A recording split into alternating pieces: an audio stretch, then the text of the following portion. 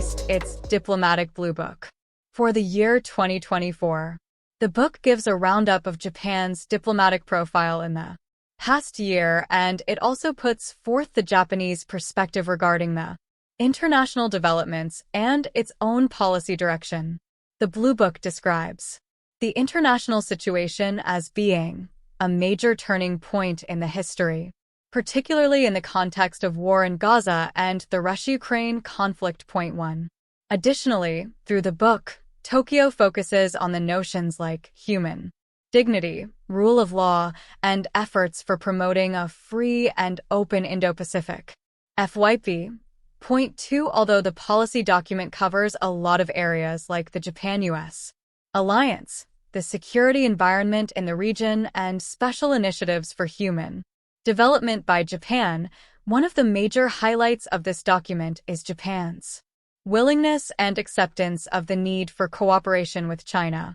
For the first time in 5 years, while referring to China, it has used the phrase mutually beneficial relationship based on common strategic interests, which indicates that the two states are making efforts to break the ice. The 2024 Diplomatic Blue Book. Key takeaways. Some of the core themes and essential takeaways from the Blue Book are outlined as: the world at large is in a state of crises and huge transformational changes could be witnessed in the international order. The Russia-Ukraine war and Israel's war in Gaza reflect a highly volatile global atmosphere. In such difficult times, there is a need to advocate principles of fairness, transparency, and predictability in international relations. On the brighter side, in the current order, a growing trend for international cooperation can be seen. International cooperation among developing and developed states can increase interdependence, which in turn can bring a certain level of stability and economic growth to the international community. In order to ensure global development and peace, there is a need to peacefully resolve the conflicts and work towards tackling the issues which pose a threat to the global community. While the international order faces serious challenges, it is the Global South which faces very serious threats, both of traditional and non-traditional nature, which pose existential threats. Under such conditions, multilateralism centered around the United Nations is encountering a lot of problems. In order to ensure peace and security in the Asia-Pacific region, all the states in the region should collectively work towards achieving stability in the region. Point 4. Japan has consistently followed the path of a peaceful nation since the end of the war and has been playing its part to maintain and strengthen the international order.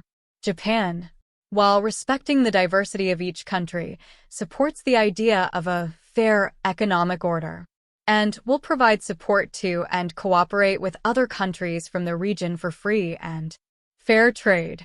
Japan fully advocates for a free and open Indo-Pacific (FYP) for trade. This is the cornerstone of Japanese diplomacy, and achieving it is a top priority. Unquestionably, Japan will make efforts to firmly protect its national interests, existence, listen to the voices of the people, and work for the welfare of the people. At present, Japan faces a very complex security situation since the World War II.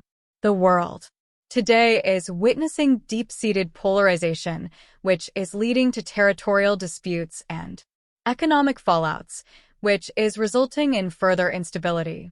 In the midst of this current global crisis, Japan's national security strategy lays down the framework to strengthen itself internally and externally by protecting its seas, airspace, and the lives and the property of its people. Moreover, Tokyo will actively continue to further strengthen the Japan-US alliance, as this alliance is the linchpin of its foreign policy and security. In the modern times of interconnectedness and interdependence, Japan is trying to display itself on the global stage as an economic-centric nation that is flexible and cooperative. Tokyo wants to work with its immediate and extended neighborhood through frameworks like Comprehensive and Progressive Agreement for Trans-Pacific Partnership, CPTPP, Regional Comprehensive Economic Partnership, RCEP, and Pacific Economic Framework, PF. The year 2024 marks the 60th anniversary of the Organization for Economic Cooperation and Development, OECD. Point 5 Japan will have the presidency of the OECD Ministerial Council this year, and it wishes to work closely with like-minded countries and allies for regional progress and will make efforts to promote a free and fair rule-based economy. In order to maintain peace and stability in Japan and within the region, there is a need to have stable relations with the immediate and extended neighbors. To achieve this, there is a need for a complete revival of Japan-China relations. Both countries should work together to resolve the conflicts in the South China Sea, specifically the Senkaku Islands dispute. Both Japan and China are major powers in the region and therefore hold the responsibility of ensuring peace and prosperity in the region. Both the countries should continue to have a dialogue on various issues of mutual concern and need to work together in a constructive manner. There are some other factors that were outlines in it that we will discuss in the next video. Stay tuned. Thank you for watching.